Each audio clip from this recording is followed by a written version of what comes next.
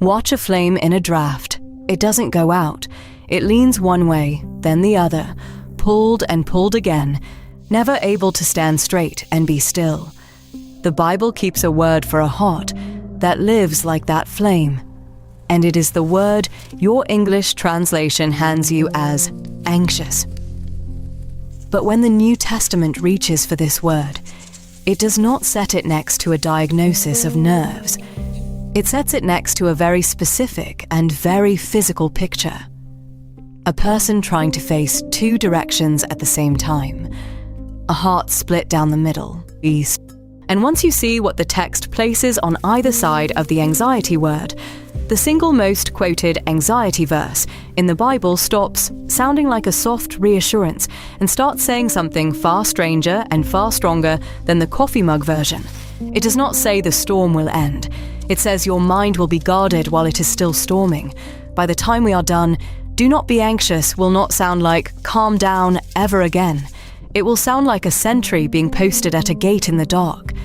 Start with the word itself, because almost everything depends on hearing it correctly. The Greek is merimnao. It is the verb on the lips of Jesus in Matthew chapter 6. Do not worry about your life, and it is the verb the Apostle Paul uses in Philippians chapter 4. Do not be anxious about anything. In the standard lexicons, the meaning is plain and human. To be anxious, to be concerned, to be pulled at by a care you cannot set down. The very same verb can also carry an ordinary, healthy concern for someone, the way Paul says Timothy will genuinely look after the Philippians, so the word by itself is not a diagnosis. But here I want to be honest with you, because the whole promise of a decode falls apart the moment the evidence does. Merimnao does not mean to be divided. The division is not hiding inside the letters of the word. It is sitting right next to the word, in the sentence Jesus builds around it. And that turns out to be the more interesting fact. Watch where Jesus places it. In Matthew 6, the sentence immediately before "do not worry" is one you already know. No one can serve two masters. Either he will hate the one and love the other, or he will be devoted to the one and despise the other. You cannot serve God and money. And then the very next line opens with the word therefore. Therefore, do not worry. Jesus does not treat anxiety as weather that blew in from nowhere. He sets it down deliberately as the consequence right after a warning about a divided loyalty. A servant with his body facing one master and his eyes cutting back toward another. Then he does something a modern self-help talk would never do. He points at birds. Look at the birds, he says. They do not plant or harvest or store up in barns, and they are fed. Look at the wildflowers in the field, here today and thrown in the oven tomorrow, and not even Solomon in all his glory was dressed like one of them. The anxious mind in Jesus' picture is a mind trying to run the whole world from two chairs at once, exhausted by a job that was never yours. He is not shaming the worried. He is placing worry in this passage right beside the problem of divided loyalty, a life pulled between two masters. He does not spell that link out as a diagnosis of every anxious person. He sets the two things side by side and lets you feel the connection. The New Testament actually has a separate word for that inner split, and it is a word most readers have never met. It is dipsychos. It appears in the short, blunt letter of James, and it is a compound whose earliest surviving uses in Greek are right here in James. Di, two, and psyche, soul, two-souled, double-minded. James is writing to people under pressure, and he tells them that when they ask God for something, they must ask without wavering, because the one who wavers is like a wave of the sea, driven and tossed by the wind. And then the line, that person should not expect to receive anything from the Lord, being double-minded, dipsychos, unstable in all his ways. Sit with the image because it is the whole thesis of this episode in one picture. Not a storm out at sea, a single wave. A wave has no self of its own. It is the most precise picture of a divided heart in the whole New Testament, and it is not even using the anxiety word. The wind shoves it toward the shore, the tide drags it back out, and it spends its entire brief life being pulled in two directions and arriving nowhere. That is what James says a divided trust does to a person. It is not a comment on how nervous you feel. It is a comment on how split you are. Your hands reach toward God, and your weight stays leaned on something else. And that strain of divided trust is the instability James is describing, an image that illuminates the anxious heart, even though it is not itself the definition of the anxiety word. The Hebrew scriptures already knew this weight long before James named it. Proverbs 12, verse 25, puts it as plainly as it can be put. Anxiety in the heart of a man weighs it down, but a good word makes it glad. Notice the physics of that line. The heart is not racing in the proverb. It is heavy. It is pressed low. Bowed under a mass it was not built to carry, and the relief is not a technique or a breathing exercise. It is a good word, spoken in from outside, that lifts the head back up. Again and again, the Bible describes anxiety this way, not primarily as a fast pulse, but as a divided, overloaded heart. And where it speaks to that heart, it does not simply tell it to feel less. It tells it where to bring the weight, which is exactly where the most famous anxiety verse in the world was written, into a city with a very particular history. Paul writes the famous line to a city called Philippi, and the place is not an accident. In the year 42 before Christ, two large Roman armies met on the plain outside that city in one of the decisive battles of the Republic's long collapse. When the dust settled, Rome refounded Philippi as a military colony and settled it with discharged army veterans, planting the empire's own soldiers into the fields around the town. This was a town that thought of itself in the grammar of the army. Rank, watch, garrison, the gate held through the night. I am not going to tell you Paul was pointing at one specific guard tower he could see.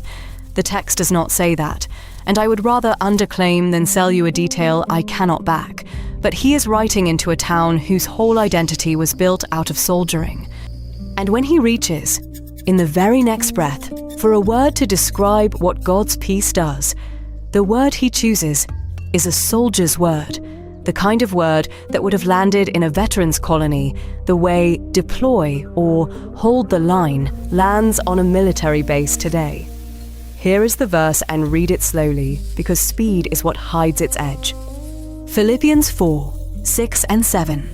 Do not be anxious about anything, but in everything, by prayer and petition, with thanksgiving, present your requests to God, and the peace of God, which surpasses all understanding, will guard your hearts and your minds in Christ Jesus. Read fast. Will guard sounds like a blanket being tucked around you. But the Greek verb is phrorio. It is a military term. It means to guard, to keep watch, to post a garrison, to hold a position against what is trying to get in.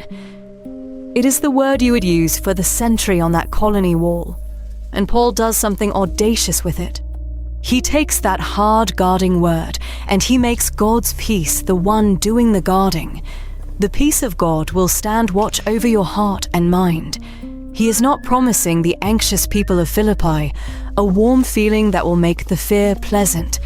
He is promising them a soldier at the gate. The distinction is everything, and we are about to watch the rest of the Bible make the same one.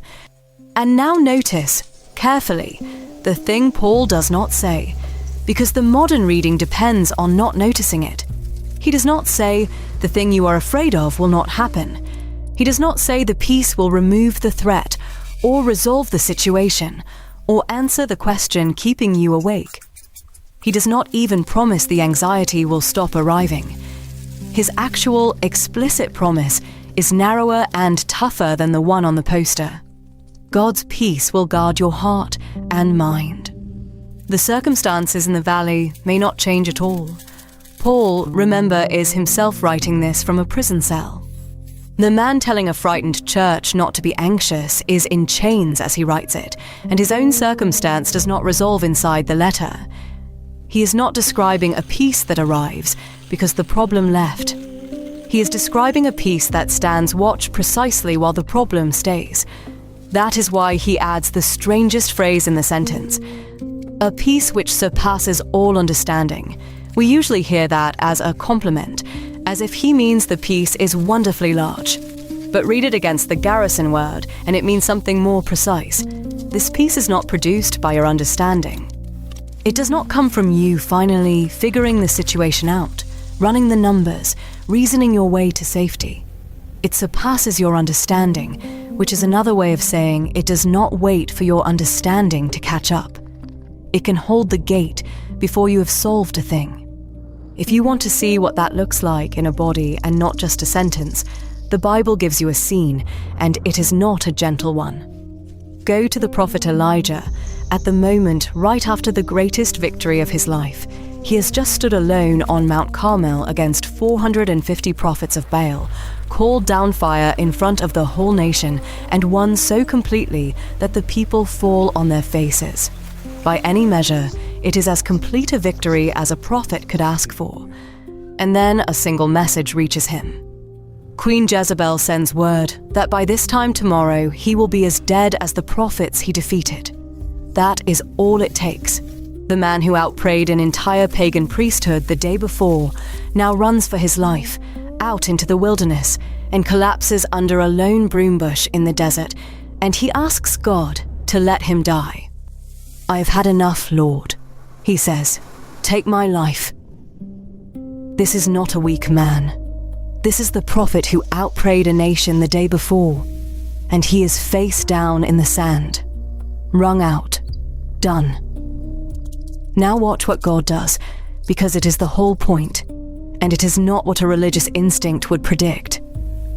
God does not appear in the sand and lecture him. God does not open with, "Where is your faith?" Does not remind him about the fire, does not correct his theology.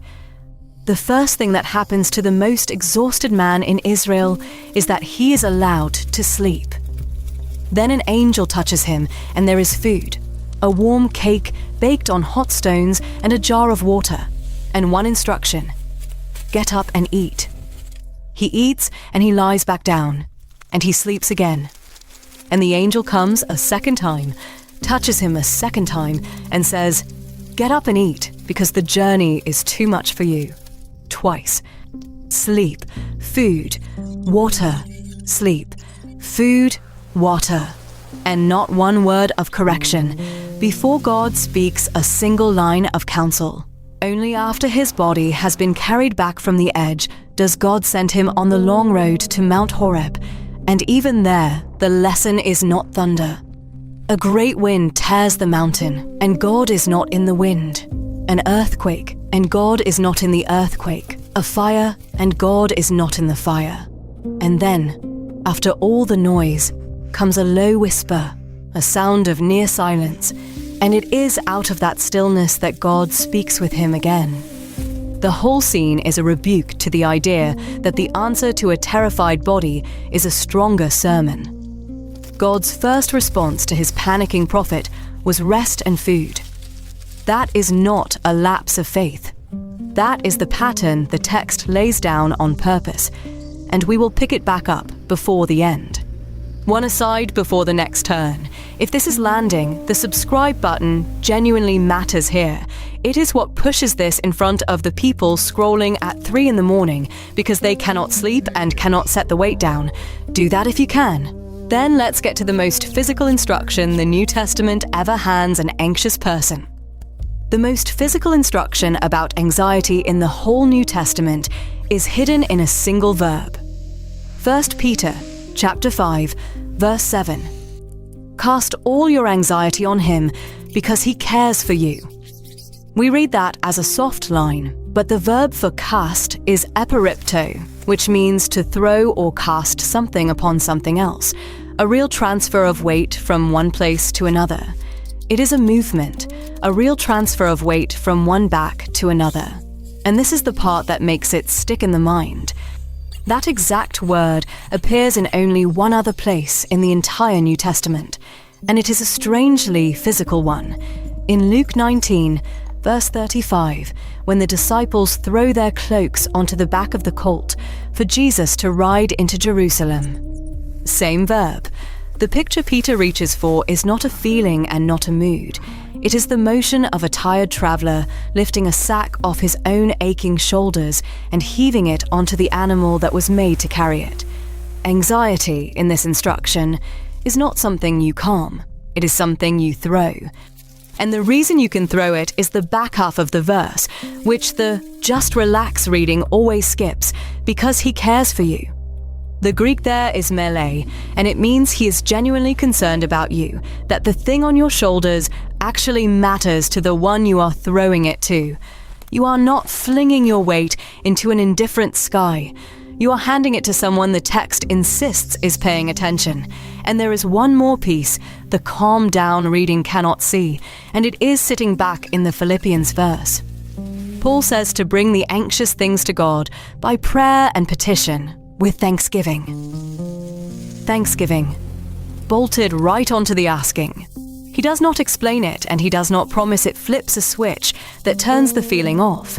He simply pairs gratitude with the request, as if the two belong in the same hand, and the Psalms show you what that can actually look like when a person is too afraid to sleep. Psalm 77, an Asaphic psalm, opens with a distressed voice in the dark, and its speaker is not pretending to be fine. I cried out to God for help. In the day of my trouble, I sought the Lord. At night, I stretched out untiring hands, and my soul refused to be comforted.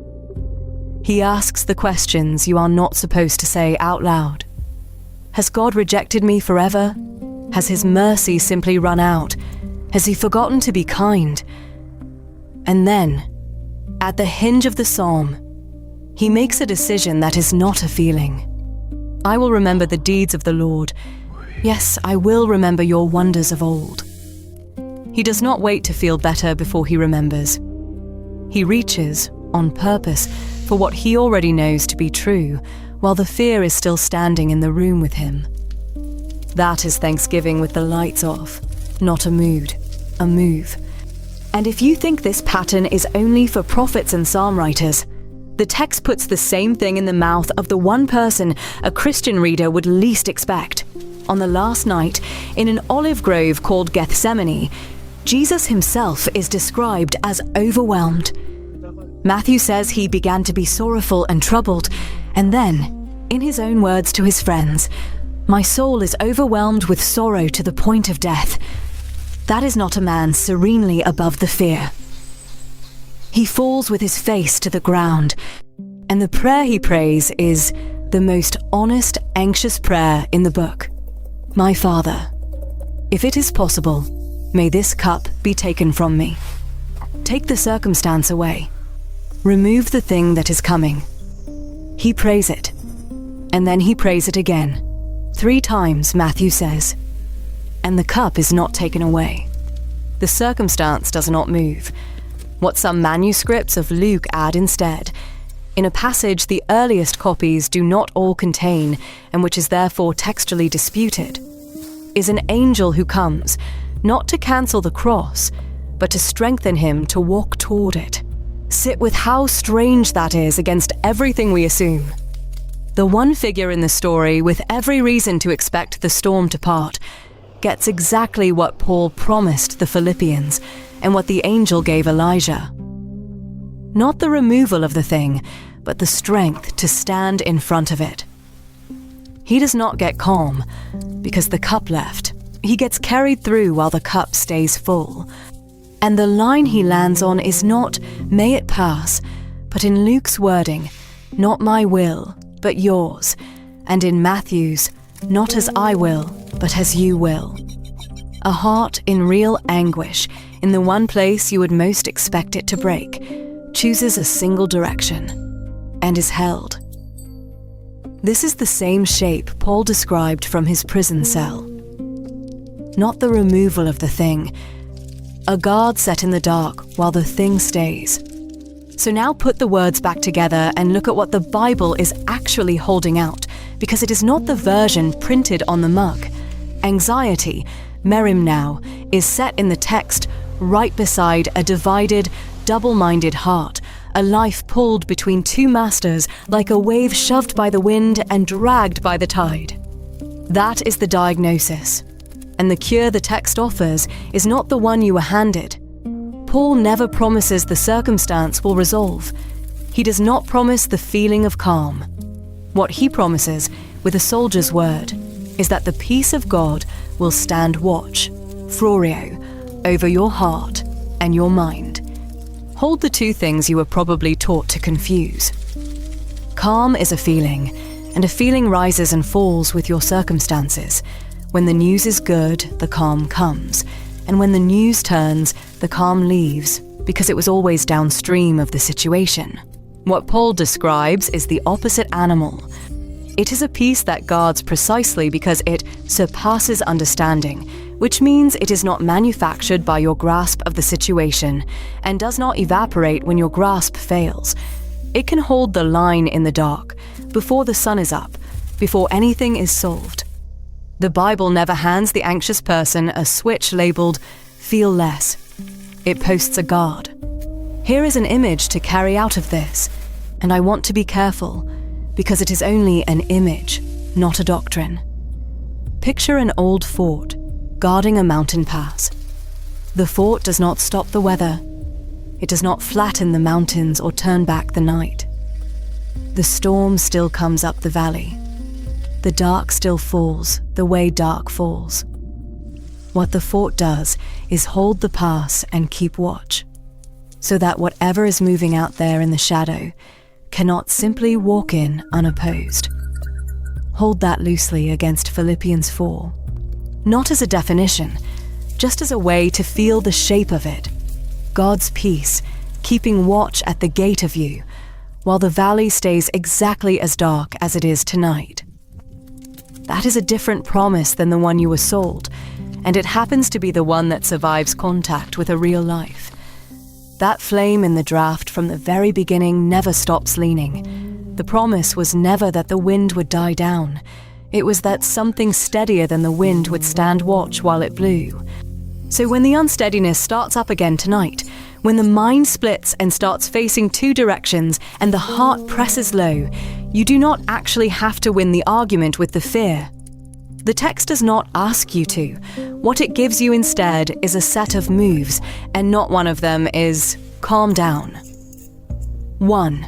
Bring it specifically with thanksgiving, and do the Asaph thing. Reach on purpose for one true thing you already know and say it out loud into the dark before you feel any different. 2. Throw it, eperipto. Actually lift the sack off your own shoulders and heave it onto the one the text says genuinely cares about you, rather than standing there bent under it, out of some idea that carrying it alone is holy. 3. Do the Elijah move. If your body is the thing carrying this, then care for your body. Rest, eat, drink water. Get the help. Take the medicine. See the person who can help. Because God's very first answer to a suicidal prophet under a desert bush was not a sermon. It was sleep and a warm meal. Twice, before a single word. That is not the absence of faith. That is the pattern the text itself shows you, written down centuries before anyone thought to be ashamed of it. If any of this reached you, drop a comment below. A single word is plenty, because that is what nudges it toward the next person who needs it, and pass it to someone you know is lying awake tonight, carrying more than they can hold. Because do not be anxious was never just calm down. The word sits in the text beside a heart pulled in two, a wave driven and dragged, a servant caught between two masters. And the answer the Bible gives, that heart is not a feeling that waits for the storm to pass. It is a peace that stands watch at the gate while the storm is still out there in the valley. The only question the verse really leaves you with is the one it has been asking since Philippi, whether you'll bring tonight's weight to the one at the gate or keep standing in the pass, alone, carrying it in the dark.